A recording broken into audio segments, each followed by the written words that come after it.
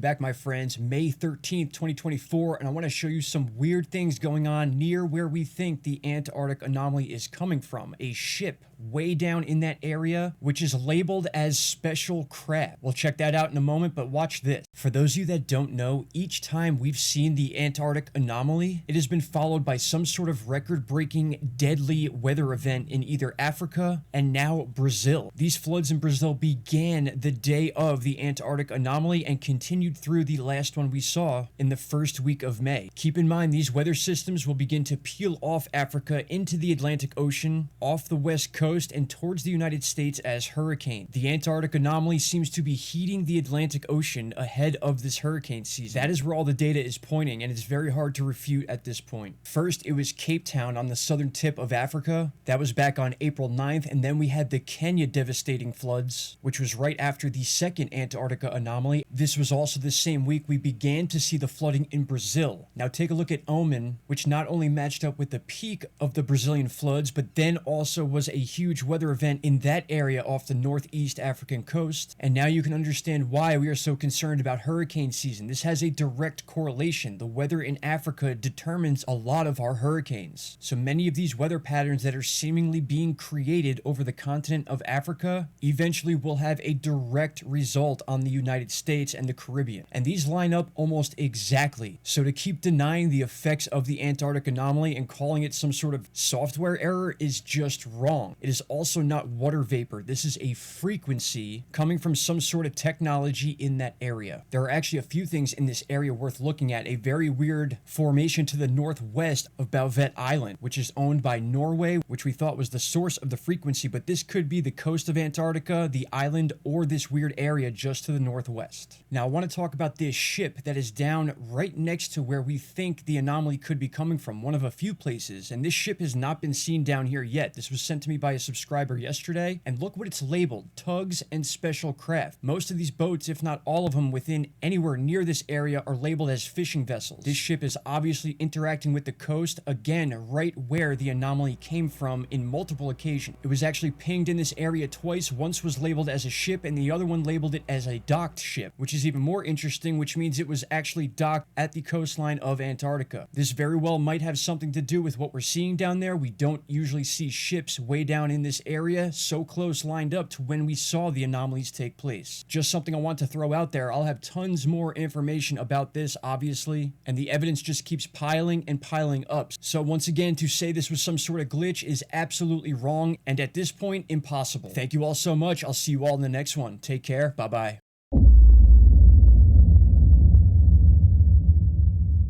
Stop right there, my friends. If you have not already, click that subscribe button and don't forget to hit the bell icon. Click all and you will get all notifications from this channel. And trust me, you won't be disappointed.